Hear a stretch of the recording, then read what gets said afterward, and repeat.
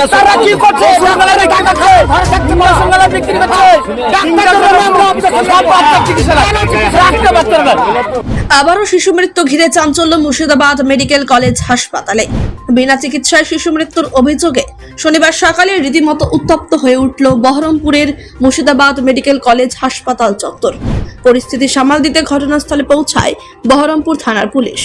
মৃত শিশুর পরিবার সদস্যদের অভিযোগ, শুক্রবার বিকেলে সামান্য জ্বরে আক্রান্ত শিশুকে মেডিকেল কলেজ হাসপাতালে ভর্তি করার পর থেকে তার কোনো রকম চিকিৎসা করা হয়নি।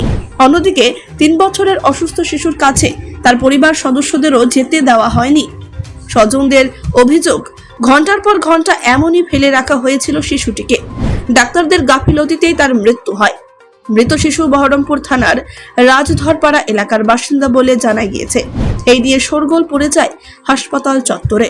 তুমুল বিক্ষোভ শুরু করেন রোগীর পরিজনরা।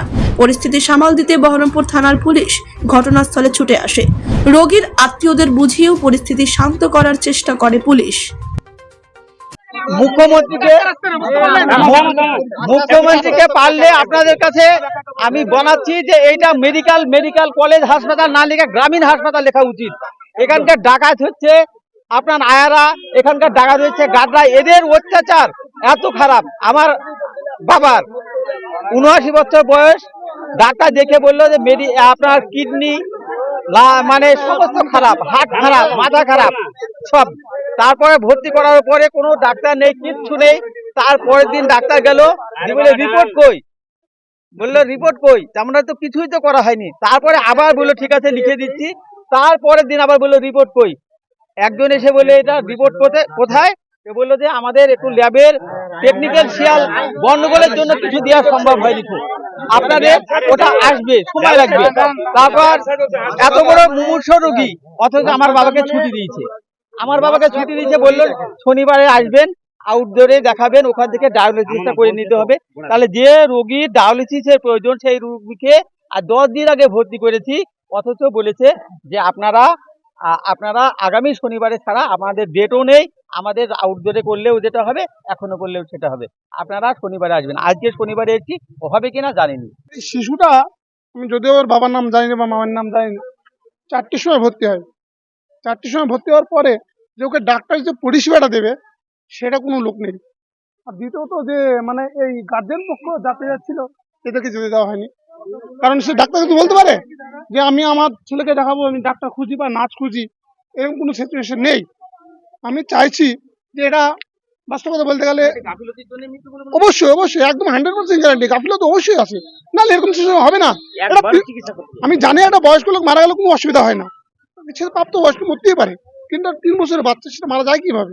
চিকিৎসা হবে। আপনি যে কোনো জায়গায়, আপনি বম্বে বলেন, যে কোনো জায়গায় যাবেন, বাচ্চাদের চিকিৎসা সবসময় আগে।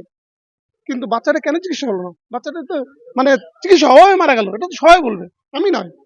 প্রত্যেকে চাইছে যে এটা চিকিৎসাটা ভালোভাবে হওয়াটাই অবশ্যই দরকার। ব্যুরো রিপোর্ট, চেতনা নিউজ। আপনি কি হজ ও উমরাহ যাবার কথা ভাবছেন, তাও আবার স্বল্প খরচে? তাহলে আজই আসুন ইকোপাস রানী নবাব টিকিট এন্টারপ্রাইজে। এখানে একমাত্র আপনি স্বল্প খরচে এই সুবিধা পেতে পারবেন। খুব স্বল্প খরচে উমরাহ হজ যাবার জন্য আজই যোগাযোগ করুন ইকোপাস রানী নবাব টিকিট এন্টারপ্রাইজ প্রাইভেট লিমিটেডের সঙ্গে। আমাদের ঠিকানা জীবন্তীকান্দি, মুর্শিদাবাদ। উমরাহ হজে থাকছে বিশেষ সুবিধা, ভিসা থেকে শুরু করে যাওয়া আসার টিকিট, হোটেলে থাকা ও খাওয়ার সুব্যবস্থা। এছাড়াও থাকছে মক্কা এবং মদিনার পবিত্র জায়গাগুলির জিয়ারতের বিশেষ সুবিধা, সেই সঙ্গে যে কোনো সমস্যার চটজলদি সমাধানও। তাহলে আর ভাবনার কি? একেবারে অল্প খরচে হজ ও উমরাহ করার জন্য বিশ্বাসযোগ্য ও সুন্দর পরিষেবা পেতে আজই যোগাযোগ করুন ইকোপাস রানী নবাব টিকিট এন্টারপ্রাইজ প্রাইভেট লিমিটেডে। প্রযত্নে মোহাম্মদ গাফফার শেখ। আমাদের ঠিকানা জীবন্তী পেট্রোল পাম্পের কাছে, কান্দি, মুর্শিদাবাদ।